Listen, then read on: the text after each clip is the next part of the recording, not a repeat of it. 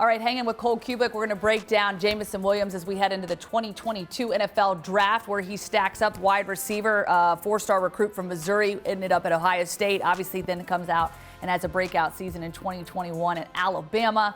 Obviously, the injury certainly a concern toward the ACL in the national championship game. Obviously, heartbreaking to see that, but he's explosive. He's the electric kind of player that you want to see at that wide receiver position, and he really, again, just had that breakout year and those breakout moments. How do you think that translates as he gets ready for the NFL Draft as a guy that could be mid to late round in the first? Yeah, I think from an injury perspective, the ACL, not that big of a concern.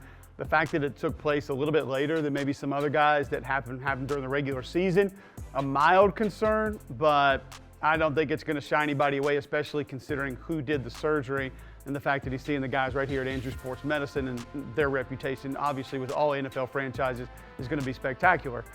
This is about the third consecutive receiver class that's been very deep. So when you have that, who separates themselves and why? Well, you have to find guys that do things different that other receivers in that class cannot.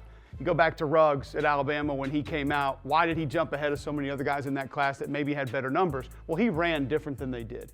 I think Jameson Williams, a very similar case coming out this year.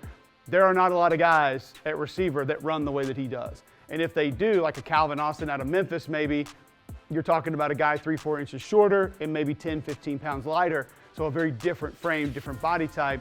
And I loved the way that towards the end of the year, when a couple other guys were dinged up and banged up, Jameson Williams changed who he was as a wide receiver. He became not just a deep threat and somebody that was going to stretch the field, but your every down wide receiver. He would catch the hits, he would catch the crosser, catch more slants, because he really had to be then the number one guy in that Alabama rotation.